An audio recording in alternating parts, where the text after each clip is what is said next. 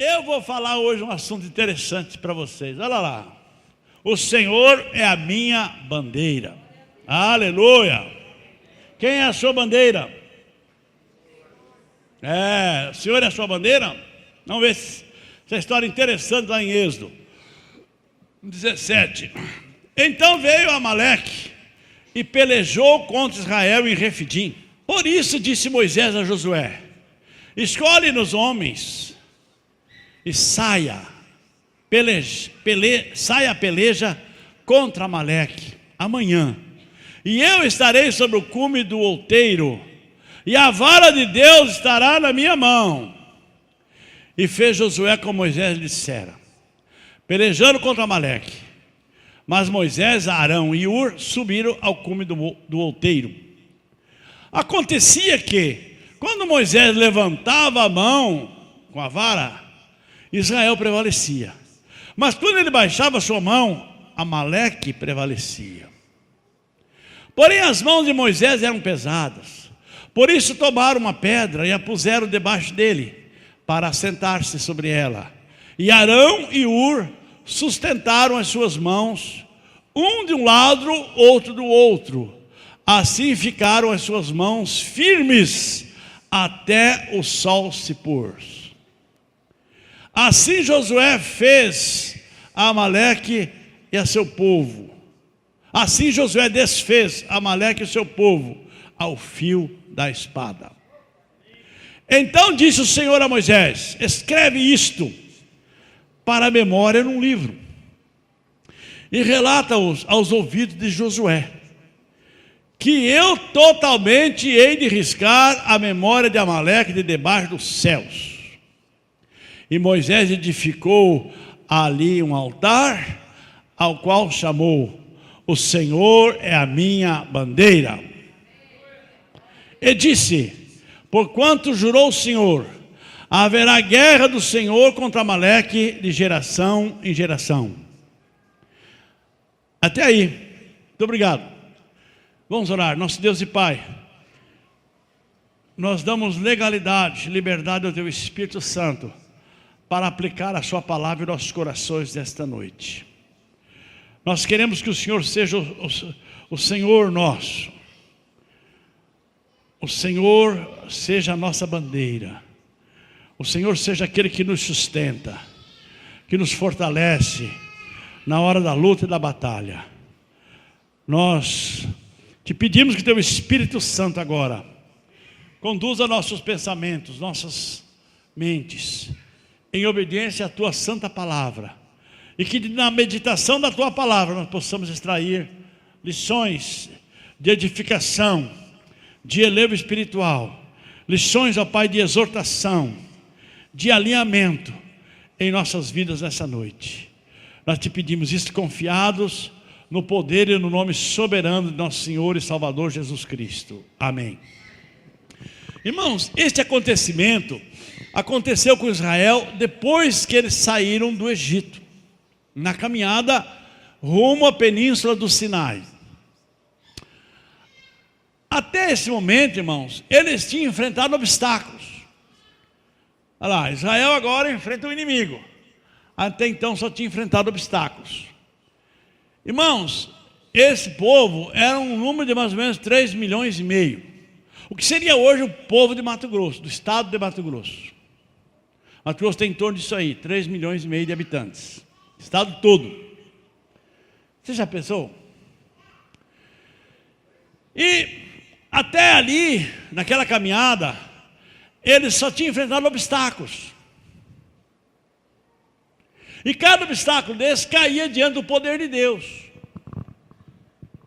Digamos, o primeiro deles, o Mar Vermelho. Deus abriu, eles passaram. E Deus usou o próprio Mar Vermelho para destruir o exército de Faraó. Matou todo mundo, cavalo, homem, tudo. Quer dizer, o mar que se abriu para Israel passar a pé enxuto, Deus depois usa para fechar as águas e matar afogado o exército inteiro do Egito. Saindo dali, irmãos, não demorou muito, eles tiveram problema de água. Acabou a água. No deserto, acabou a água. E aí eles foram tomar água de um certo poço, e lá tinha soda no fundo, e a água era amarga, ninguém podia beber. Deus abre também um caminho. Corta uma madeira, joga lá, e aquela madeira tornou aquela água doce. Essa madeira, símbolo da cruz de Cristo. Andando mais um pouco para frente, a água acabou de novo, porque eles não levaram o poço junto, né? Não tem como levar o poço junto. Acabou a água de novo. Aí Deus faz um milagre ainda maior. Deus manda Moisés ferir a rocha e sai água da rocha. Aí já tornar um poço de água salgada em água doce não é tão difícil. Mas tirar água da rocha é difícil. Mas para Deus não tem nada difícil. Deus pode todas as coisas. Então jorra a água de uma rocha e aquele povo sacia a sede. Aquela rocha representa Cristo. Jesus é a rocha dos séculos. Quem está firme na rocha não morre de sede, está sustentado com água. Andaram mais um pouco, o que acabou? A comida. Acabou a comida. E aí? Aí eles começaram a murmurar, aí começam a reclamar de que no Egito eram escravos, sofriam escravidão, trabalhavam forçado, mas que tinha comida. E ficaram até com saudade dos panelão de carne, de cebola que tinha lá. Aí Deus manda o quê? Manda o maná, que era um pão que caía toda manhã, e manda as codornizes. Um bando imenso de codornizes que eles juntavam e enchiam o cesto de codornizes. E olha que uma codorniz com arroz é uma coisa gostosa demais, viu? E Deus resolveu esse problema deles. Então até aqui, irmãos, eles só tinham enfrentado obstáculos, desafios, prova de fé, prova de obediência, né?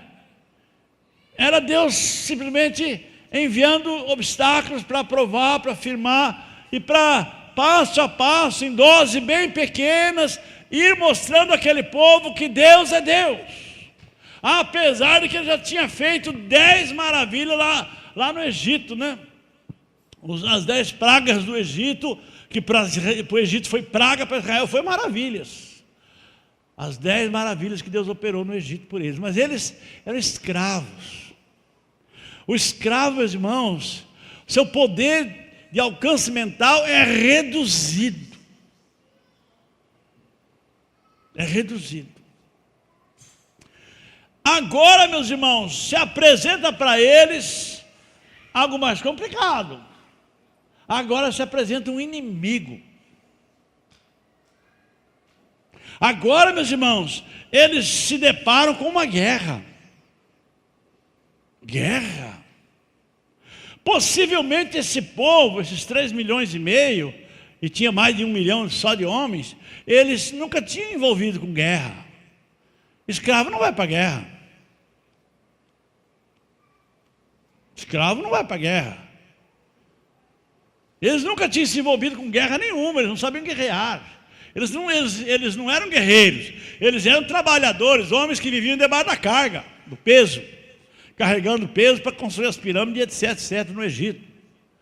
Agora, eles têm que enfrentar uma guerra. Sabe o que é enfrentar uma guerra? Todos nós aqui não sabemos o que é uma guerra. Nós não temos noção do que é uma guerra. Eu já era um adolescente em 1964, quando o Brasil passou por um iniciozinho de revolução. Gente, mas foi feio o negócio. Você lembra, né, Natalina? O irmão ali lembra também, né, irmão? Tínhamos aqui no exército, né? Gente do céu, o exército entrou em prontidão, foi para as ruas com tanque, fecharam as estradas, fecharam o aeroporto, fecharam tudo, e todo mundo ficava no rádio, nos radinhos, escutando notícia. Olha, Foi uma coisa tremenda, abalou o país, tremeu tudo. Foi uma coisa assustadora. Não houve um tiro, né? Não houve um tiro, mas as capitais foram forradas de canhão, porque naquele tempo o Brasil tinha um exército. Hoje não tem exército como tinha naquele tempo. Naquele tempo tinha exército. Irmãos, uma guerra é a coisa mais horrível do mundo. Acaba as coisas. É uma tristeza. Então imagina você, esse povo lá, já estava com dificuldade de água, dificuldade de comida e um monte de coisa, 3 milhões andando no deserto, e agora tem que enfrentar uma guerra. Tem que guerrear agora. Além de empreender esforços para suprir as necessidades cotidianas de sobrevivência, agora tinha que também enfrentar uma guerra. Para quem nunca manuseou uma espada, só sabia mexer com a enxada.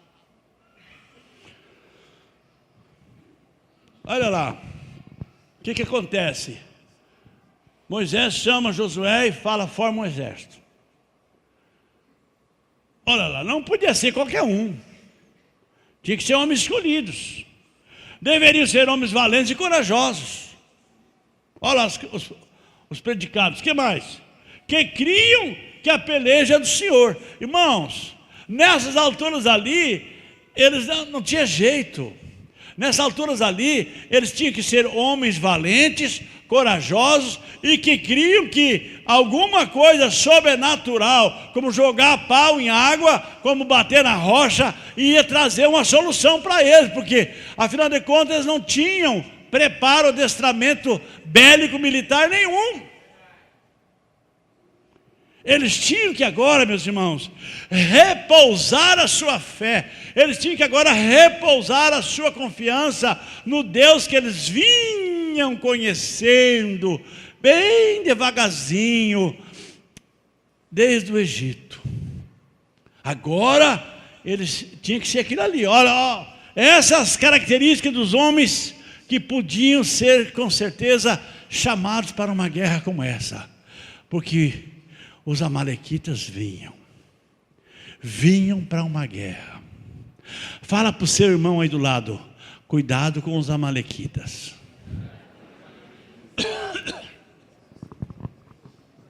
Meu irmão, o negócio agora ia ficar feio.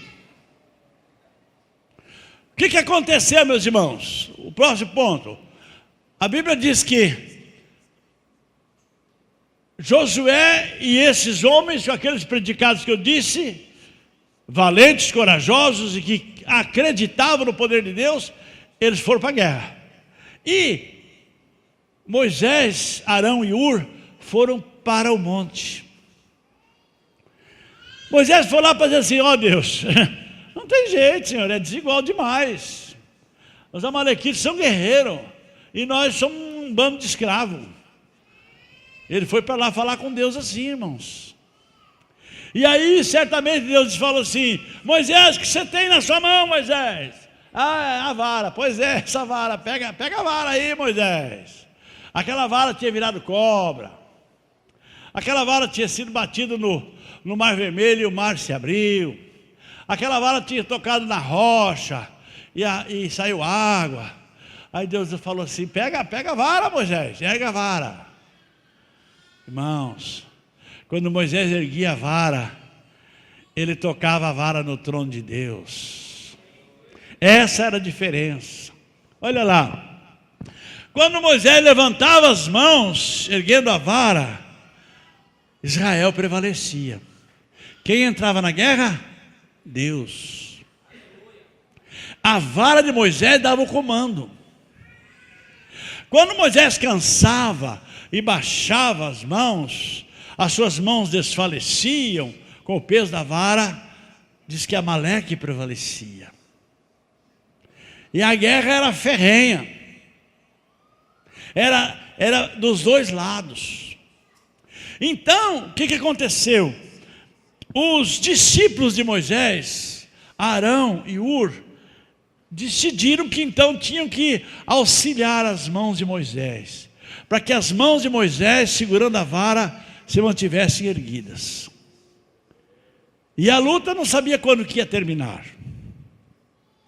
E colocaram uma pedra, Moisés sentou na pedra, e eles ficaram um de um lado, outro do outro, para segurar as mãos de Moisés erguidas. Eles em pé, segurando as mãos de Moisés, porque as mãos de Moisés erguidas representava a vitória do exército de Josué lá embaixo. Porque aquela vara, meus irmãos, as mãos de Moisés erguidas e a vara dele apontando para os céus, era o sinal da vinda da bênção de Deus em favor de Israel. Olha lá, Moisés é auxiliado para manter as mãos erguidas.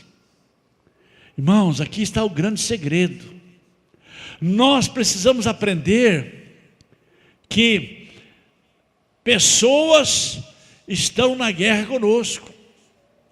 Moisés aqui foi tão importante na guerra contra os amalequitas, tanto quanto Josué e os que desceram lá e pegaram na espada. Porque esse Moisés e a sua vara, eles atraíam as vitórias de Deus sobre o exército da liderança de Josué.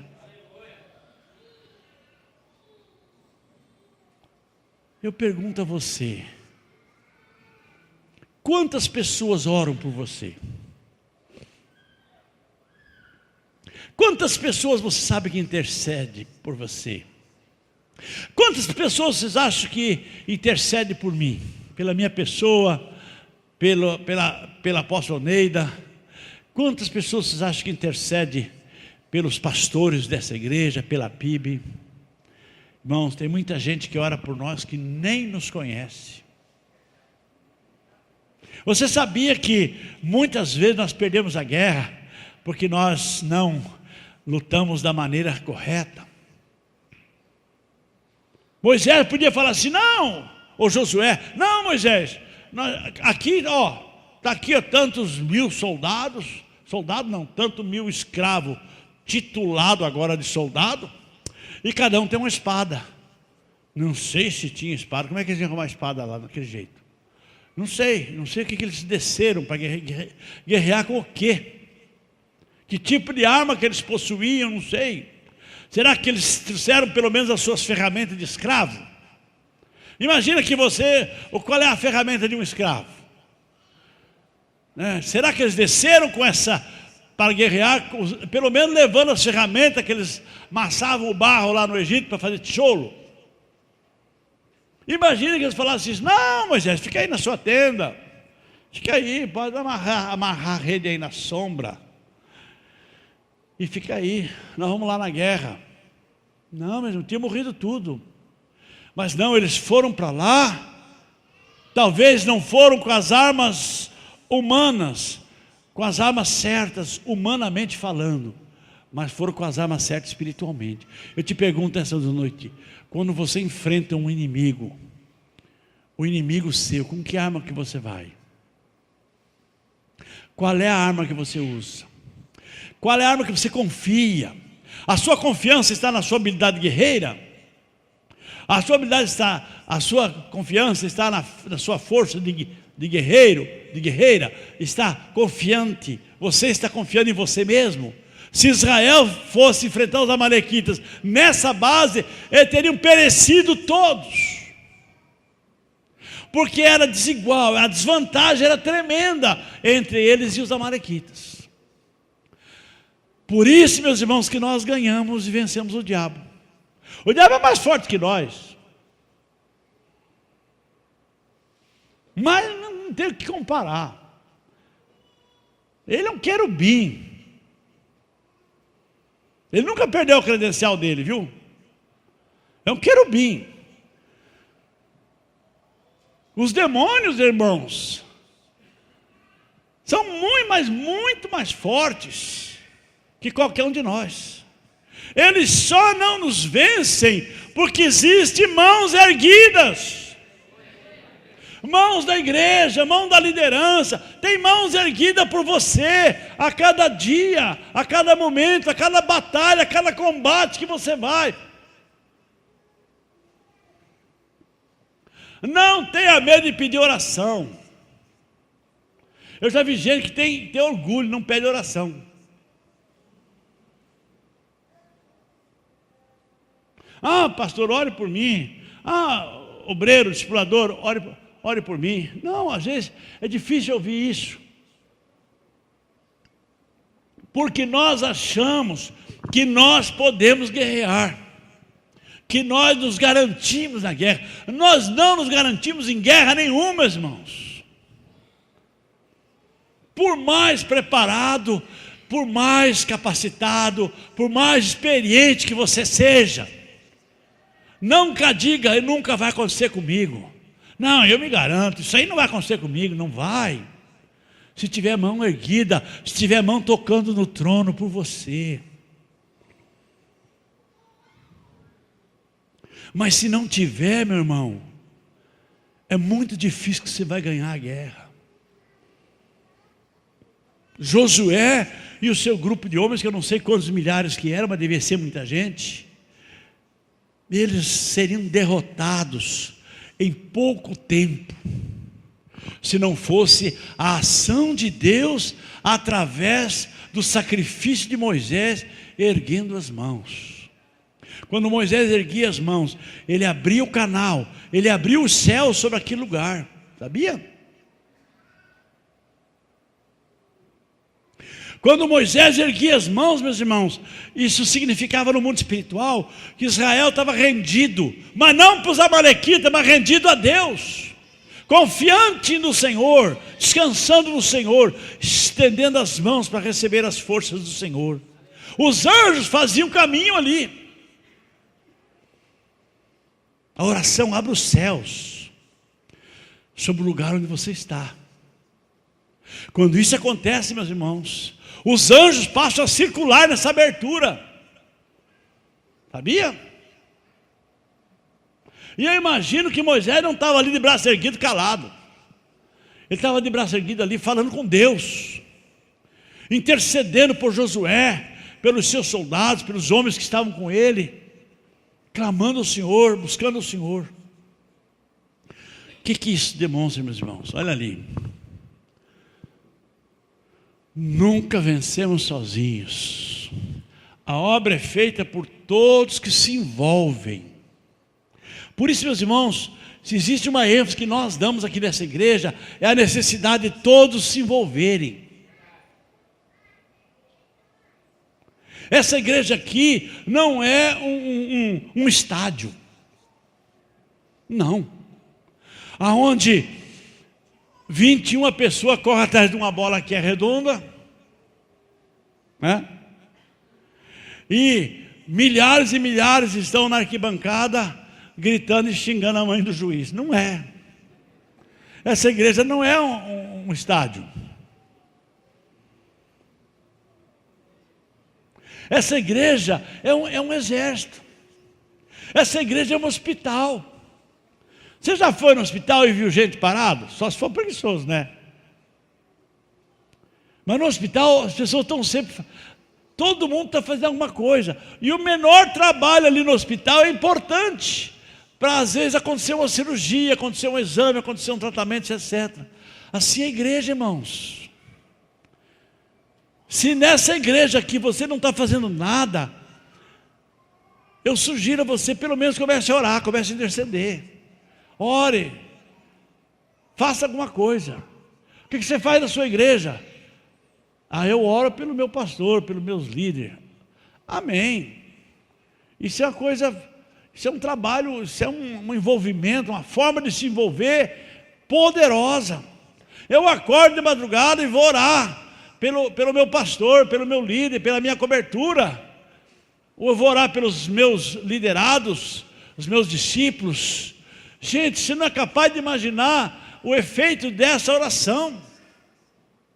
Porque às vezes a gente pensa que se envolvem, é feita por todos que se envolvem. Nós achamos que tem que estar necessariamente fazendo alguma coisa. Às vezes precisa fazer, mas às vezes não. Às vezes você vai fazer muito, intercedendo pelos enfermos, pelos fracos na fé. Então igreja, irmãos, é um organismo onde funciona com a ação e o mover de todos, todo mundo. E aí, irmão, o que é lindo e maravilhoso, não fica pesado para ninguém.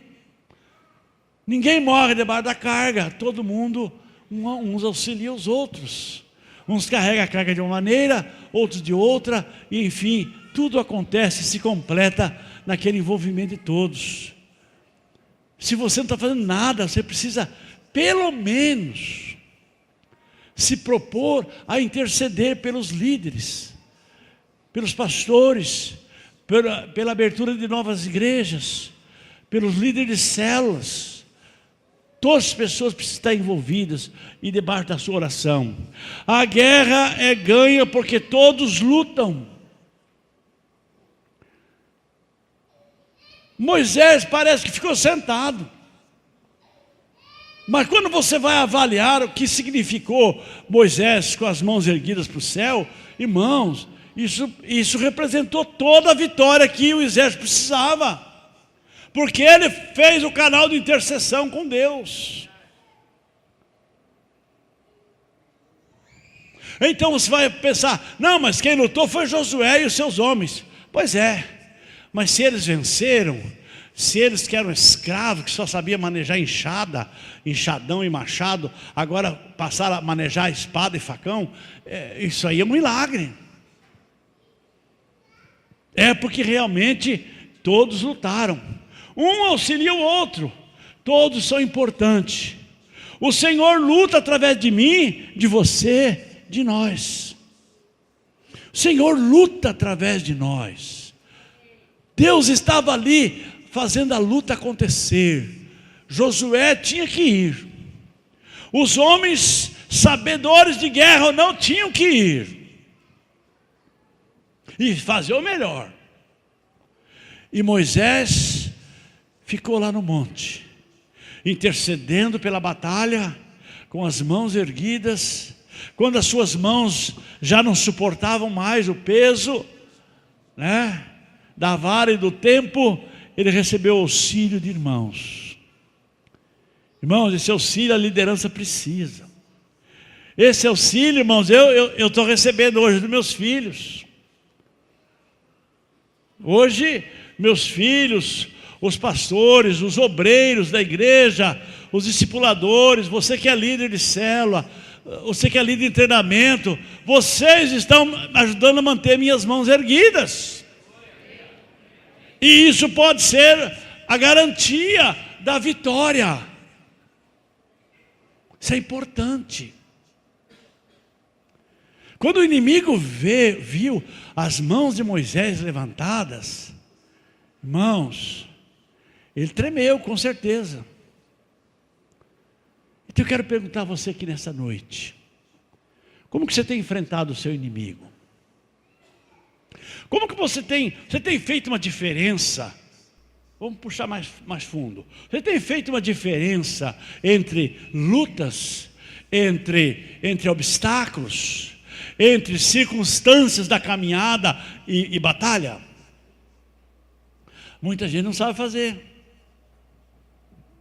Muita gente não sabe fazer a diferença entre circunstâncias difíceis, desafios, obstáculos da caminhada com guerra, com batalha espiritual realmente. Muita gente não sabe.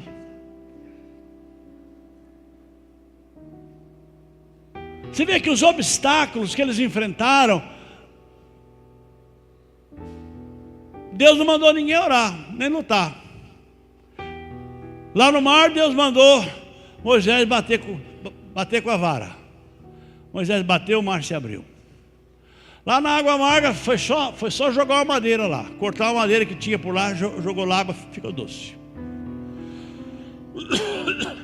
Lá na rocha, era só cutucar a rocha com o cajado. E assim por diante. Quando faltou comida, a mesma coisa. Deus não mandou eles 3 dias para o monte. Não mandou jejuar, porque já estavam jejuando, né? Mas Deus simplesmente atendeu eles pela necessidade. Mas agora o inimigo é diferente. Quando a guerra vem, não é um obstáculo. Como é que você tem enfrentado?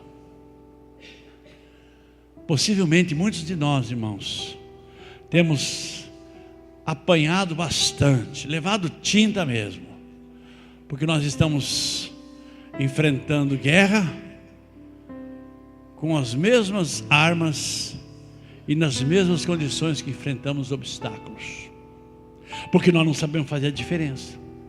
Nós temos dificuldade de fazer a diferença. Nós achamos porque estamos numa crise financeira, é uma guerra. Pode não ser, pode ser um obstáculo. E às vezes achamos que é o diabo que está com raiva de nós, quando às vezes o diabo não tem culpa nenhuma daquela nossa burrice. Nós fizemos um negócio desastroso, fizemos um negócio errado, não pedimos para as nossas coberturas orarem, para buscar paz no nosso negócio, fizemos um negócio deslocado, e aí agora achamos que o diabo está com raiva de nós. Quem é o diabo? O diabo não está nem sabendo da sua besteira. Você está sendo um caluniador do diabo. Então não tem nada a ver com isso. E aí achamos que estamos em guerra. Não estamos em guerra nenhuma. Estamos precisando criar postura, buscar a inteligência de Deus para fazer as coisas certas, que aquele negócio some. Guerra é outra coisa, meus irmãos. Guerra é você ter um inimigo que te ataca. E eu quero te fazer uma pergunta nessa noite. Quando o inimigo olha para você, quantos inimigos ele vê?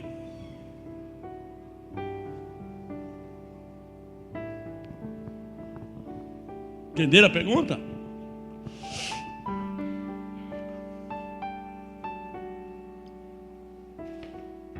Quando o inimigo olha para você, Paulo, quantos inimigos ele está vendo em você?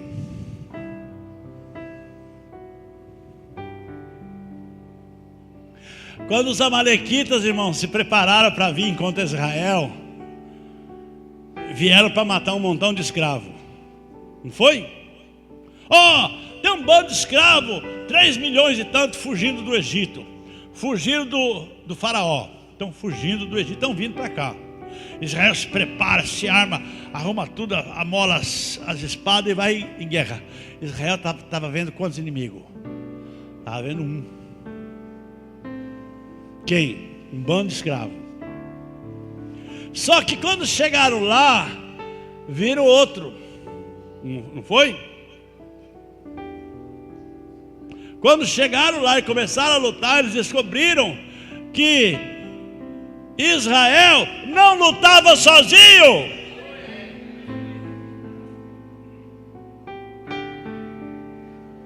Então eu te pergunto, quando o inimigo olha em você, quantos inimigos ele vê?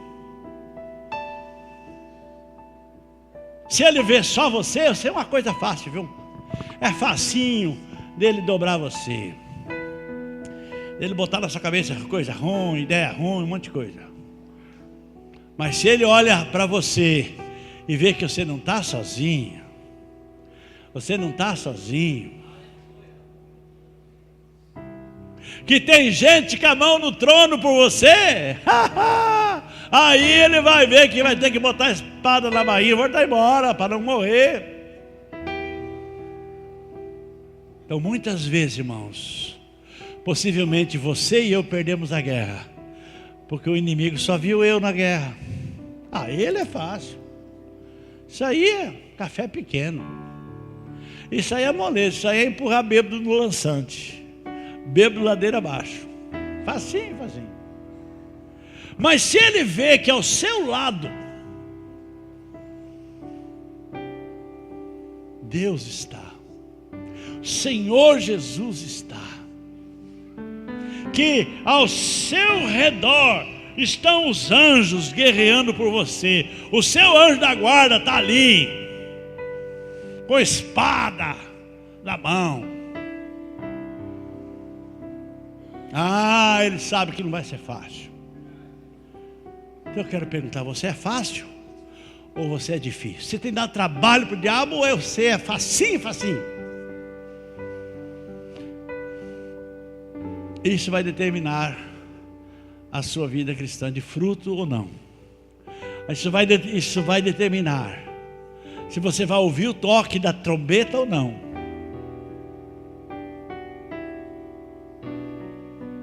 Ah, pastor, se a trombeta for igual o toque do chofar do César, eu vou ouvir. Pois é, mas e se não for bem igual esse toque aí? For um pouco diferente, você vai ouvir? Meu irmão, minha irmã, eu estou aqui nessa noite para te fazer um convite. Não lute sozinho. Lutar sozinho é quase certo que você vai perder.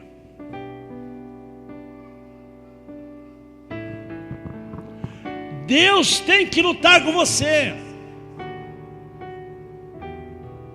Deus precisa gostar tanto de você que Ele não vai deixar você lutar sozinho. Não, ali está meu servo, ali está minha serva, e eu vou lutar por ele. Vou lutar por ela. Pronto, quando o diabo vê isso, ele costuma recuar, porque a Bíblia diz: resistir o diabo e ele fugirá de vós. Quando você e Jesus resistem o diabo, ele desiste de você também. Ele desiste, ele larga a mão.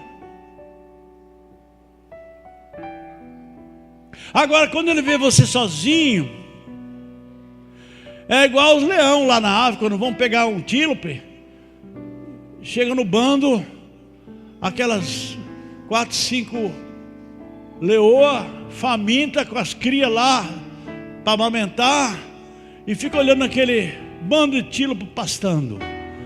Eles vão andando, as leoas, e escolhem qual deles para pegar, você sabe? O que está mais distante do rebanho, o que está mais distante do núcleo, aquele animal que está lá pastando distraidamente, e o bando vai indo para lá, ele está indo para cá. A igreja está indo para lá, você está indo para cá. A igreja está na visão não sei o que para lá, você está para cá comendo.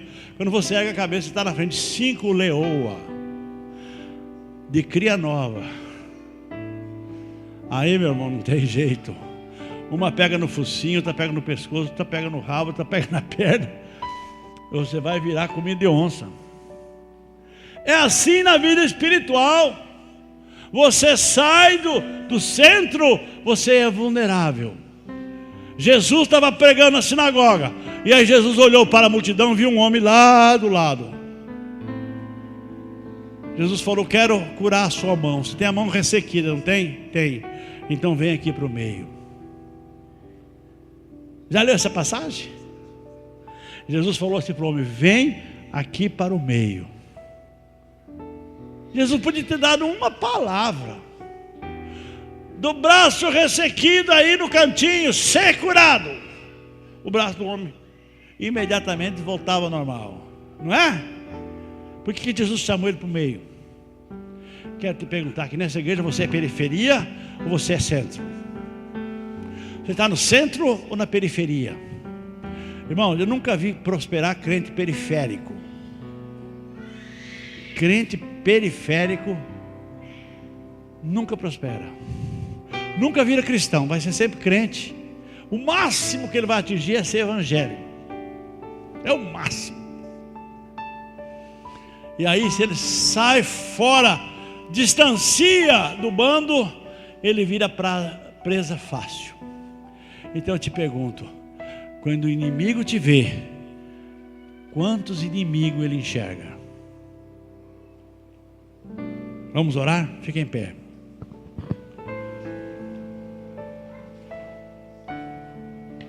Essa pergunta é para você pensar. Leve ela para a semana inteira. Quando o inimigo olha para mim, quantos inimigos ele está vendo?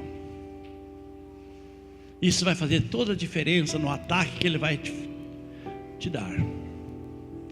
Você que está aqui nessa noite, que tem andado sozinho, que tem achado que você pode, que você é você. Você se garante sozinha. Se garante sozinho, você não precisa de ninguém. Você pensava assim, mas hoje você viu que Moisés, até Moisés precisou da ajuda do seu irmão e de Ur, de dois irmãos, digamos. Você tem recebido a ajuda dos seus irmãos? Ou você é tão soberbo, tão orgulhoso, tão orgulhosa, soberba, que você não quer ajuda de ninguém? Mas nessa noite você reconhece que você precisa de ajuda.